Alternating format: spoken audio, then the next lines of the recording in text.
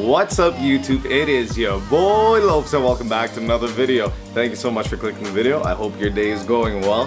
And today what we're going to do is install an Acuity Shifter linkage bushing in my 10th Gen Civic Si. This is supposed to help with the car with a bit of the sloppiness that you have within the shifter. I'm not sure if this is going to make a huge difference since I have the whole Acuity short shifter setup and I have like the whole box and everything, but what I was told is that this will help with quick shifting. So like when you're racing or if you're speeding and you're shifting, it's going to help clean it up just a bit. If you put this on a stock shifter, you're going to see probably a lot bigger difference than you would if you were to put it on this whole shifter assembly that I have. I'm excited to install these. The 10th Gen is ready to go. I'm going to show you what we have to do, and then we'll go for a drive and see how these feel. I'm going to show you what comes within the box. It's pretty simple, nothing crazy. Open it up, rip it like a child as usual. So you have some of your pins here that we'll be replacing. And then we have the Mac Daddies themselves. These are the important guys right here. And what's cool about this is, as you can see, if I can get to it, is that like Acuity, even with this little guy here, shows you what side goes down, just in case you do get confused. It's not a solid shifter bushing because the problem with the solid shifter bushings is if it's solid, you end up putting wear and tear on your cables and eventually it could break, or just it's going to get sloppy over time. So this does allow you a bit of movement, but it is going to be a lot better than the OEM ones, because the OEM ones are very just squishy and gives a lot of play within it. So let's get into the install. We got to take the battery out and let's do it. Here's the bay. It's looking quite nice and detailed still. As you can see, we still have the Acuity Instrument oil cap there. And to reach these shifter bushings, we're gonna have to remove the battery. So we're gonna remove the battery. I believe this is either an 8 or a 10 by I think it might be 8. That could be wrong, could be a 10. I'll let you know in a second. And then we have to tackle them down within this area over here. So let me take out this battery and let's get into it. All right, so it is a number 10 and we're gonna tackle it and loosen it up here. And we're gonna remove the battery. This is should be a decent install, especially for a couple of you guys who haven't done this before, don't work on the car very often. This is something that you should feel comfortable doing, and this is one of the easier ones that you can get into. It's a little tricky at times, but you guys will be okay. I have faith in you guys. Today is December 22nd, I believe, or 23rd, and it is an absolutely beautiful day. It is 7 degrees here, and some of you guys, that's cold. To me, it's hot. I'm able to work on my car outside without freezing my gonads, and that is a fantastic thing. And when you are removing a battery, make sure you put your terminals somewhere where it does not touch metal, so be very careful. And then let's remove this here, and I know I'm not going to be able to reach that, but mine is still a little loose from before. To be honest, I hate these battery tie downs with like a passion. They give you a handle. How clutch is this? Boom. Then we're going to take this tray out that's holding it, and ooh la la, I see what we need to tackle. It's going to be this guy here, and if you guys can kind of see, come on, underneath here, goddamn sun glare. And this intercooler piping is going to get in my way because it is bigger, but luckily I have flex in it.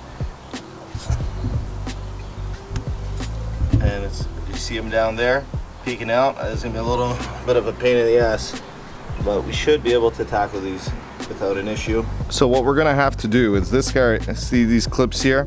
We're gonna have to get something like a fly head or something to pull these guys up and get underneath. I actually may take my battery tray out because I think it's gonna give me a lot more access room to work. So I'm gonna take this guy out, looks like 10s and 12s possibly, and I'm gonna remove this, and just so I can have more room to work within this area here. As you see, this is gonna cause me some issues. So yeah, as you can see, we have a lot more room to work here. Thank God. I'm not gonna remove this whole bracket, even though, no, I'm not gonna do it. So now I got enough room to work underneath here, and we're gonna remove it. We're gonna start with this one, and like I said, we're gonna need some type of flathead or something to hit this up. It's like a clip that holds this in, and we'll start with that.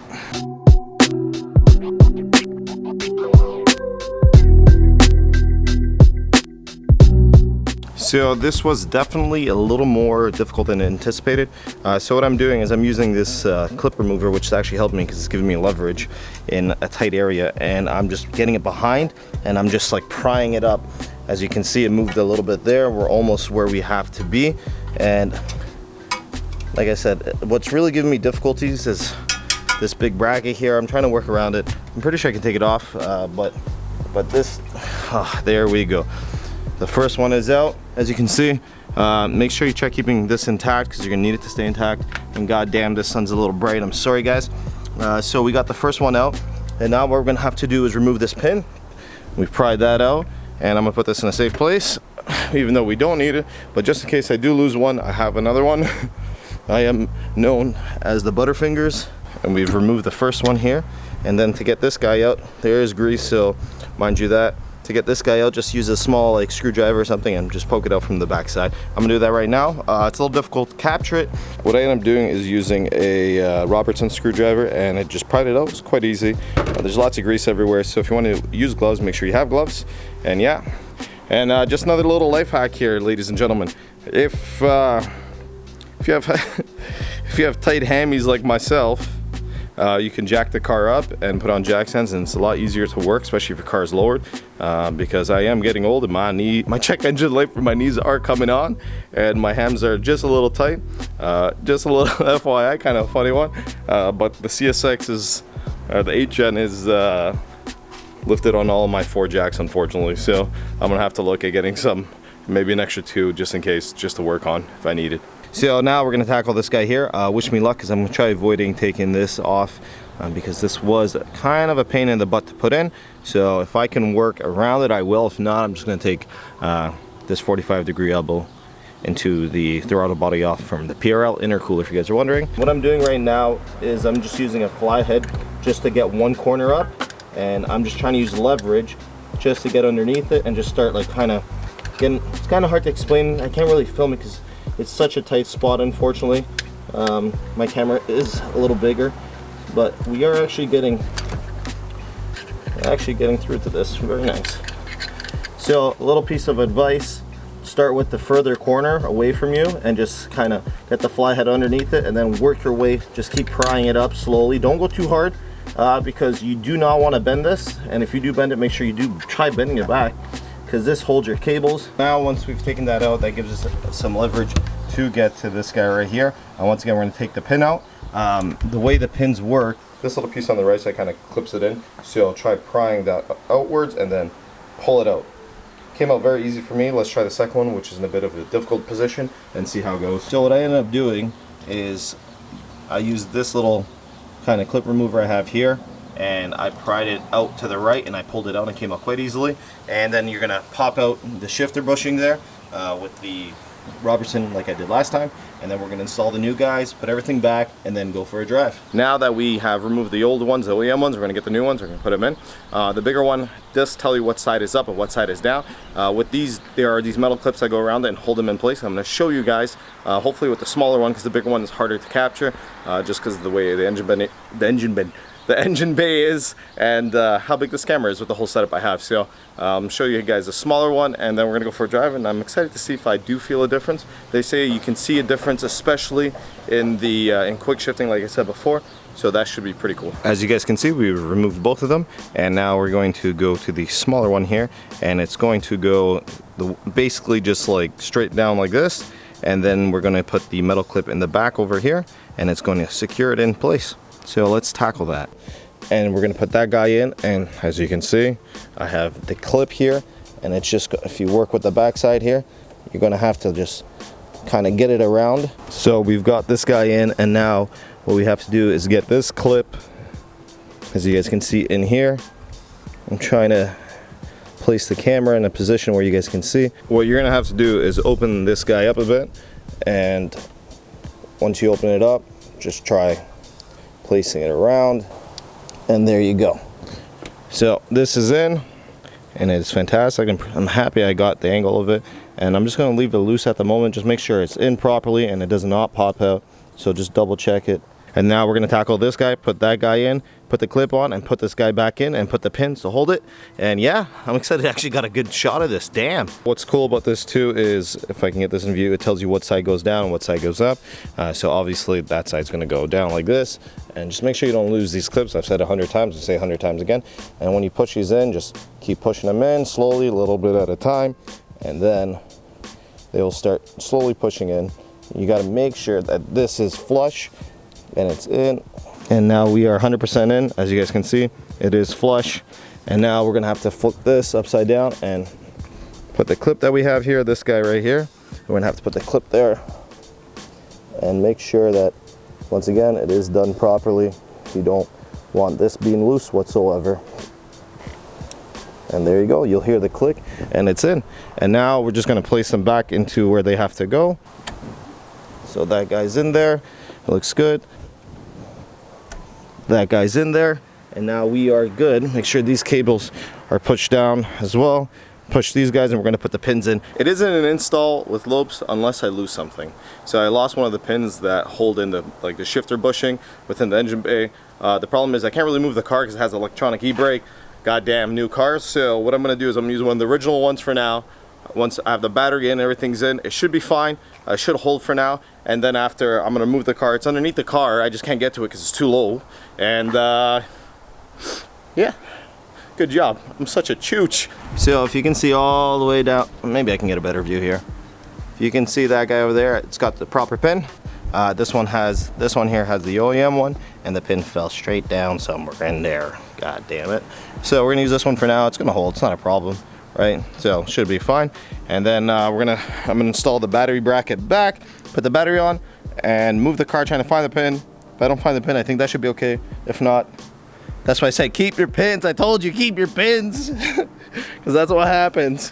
And then we're gonna move the car and go for a drive. I'm gonna do all this, and then the next clip should be me within the car or me finding the clip. So here's just a quick tip for putting these back in. What I had to do to actually get it properly, I pulled the cable this way from behind here as much as I could. And then when I finally placed this in with my hands correctly around this area right here, then I used a flathead and a hammer and I just banged it in very slowly. Don't try mashing this thing up, but just go like slowly, just hit all around.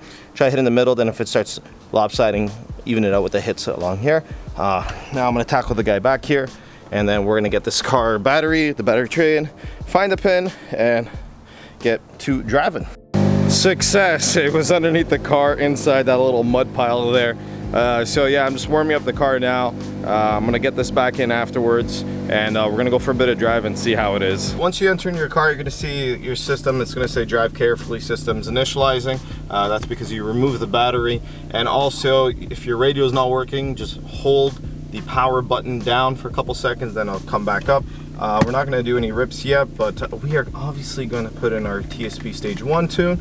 That is done. We are going to, traction controls not even working at the moment. I can't even change to sport mode yet. So we're just gonna do some initial drivings. But just kind of like feeling it sitting here. One thing I've noticed instantly, it's a little easier to get in and out of gear. Sometimes it just felt a little hard to get out of gear. This could just be me thinking and just one of those placebo effects, but it does definitely feel a little more crisper. Just kind of going in and out, just a little, it just makes it a little better. All right, so the car is pretty warmed up. We're just letting the car initialize. Don't go too crazy with the car until the car is initialized. Also, oh, brake system problems. You're gonna get all these things just because we took the battery out. Brake hold system problem. Relax, don't worry, settle down. You're getting all these lights coming up just because we disengaged the battery, but once you drive for a couple of minutes it'll go away, so don't you fret, don't you worry. We ended up putting the other pin back in, so we put the pin that came with Acuity. It was quite difficult, mind you that, because I had no room because the battery was in the way, but yeah, yo, this is different for sure. The car definitely shifts easier in and out of gear, like 110% it does. Like so much easier. Before it would take a bit of effort sometimes getting in and out of gear with this, especially with the shifter Acuity box. This is kind of hard because a lot of you guys might be OEM shifter box, but if you guys are planning getting the Acuity shifter box, I'll link all the products down below. And big shout out to Acuity for sending me these parts out. You guys are absolutely the best, the #1 supporter of my channel as we grow, and hopefully one day we'll be big enough to help them out. I know it's not going to be a night and day difference, but you can tell the little, it's kind of cool because you're like fine tuning your car to your shifter. Like this, my setup, if I was to let any of you guys drive that have the OEM, completely OEM shifter, and then you come drive this, you'll see it's a completely night and day difference, hands down. You won't even like, you'll think you're in a different car. So just mind you that. We're gonna try turning off the car now and see if we can get all these messages to go away, because it is quite annoying when your homeboy's trying to shoot a video. Okay, there you go. So everything went away. So the best thing to do is drive around a bit, initialize, and you're gonna get some messages. And after you get those messages, turn it off and on again. And we are groovy, my baby. What do I say sometimes? Sometimes I don't even know what comes out of my. Oh, these are big bumps. Oh Lord! See, that's what happens when you don't pay attention. Now the car is up and running. It's warmed up. We don't have these messages anymore. We will be able to drive quite adventurous as we enter into Mexico sometime soon. We got to be careful because it is Christmas time, so there are a lot more Mexican police out. But mind you, this, like, yeah, it's crazy. I'll be honest with you guys. I didn't think changing the shifter bushings would help as much as it does, especially if I had this whole box, but it definitely does. If any of you guys do have the shifter box and do not have the shifter bushings, comment down below. Do you find it a little stiff sometimes getting in and out of gear? If you do, what you have to do is the shifter bushings. Right now, like I said, I don't know if it's a placebo effect, but it 100% feels like it's easier to shift in and out of gears. I know when I was talking to Russ from Acuity, he says the main feature I'll see is me shifting at higher speeds, and it'll be smoother and more crisp and more direct, which we haven't done yet, just because we haven't entered the Mexican border. But even downshifting feels great. Oh yeah, 100%. Now it's not a placebo effect, I can tell. It is easier getting in and out of gear, especially downshifting and rev matching. 110%, there is a difference. All right, we're in second gear here. Oh, an Audi R8, god damn. Nice car. Second gear here, we have a bit of room.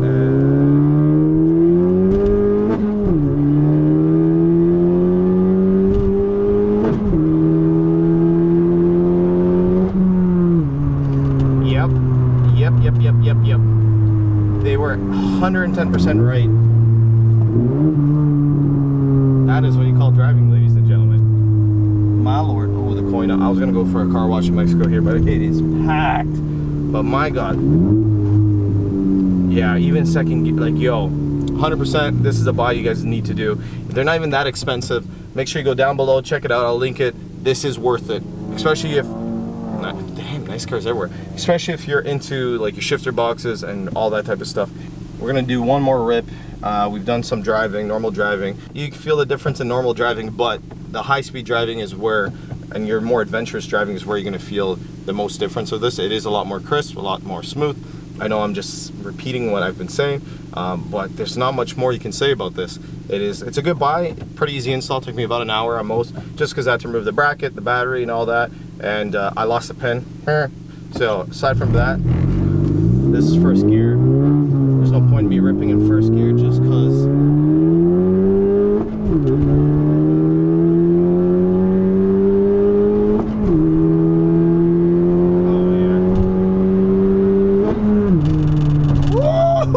Yo, this car's ripping, man. This car flies now. Let's get some downshift rev match. That's what I'm talking about. That is what I'm talking about. Fellow Type R, how are you? I should have got you. My heart hurts. I love you, Type R. Nice car, buddy. Thumbs up.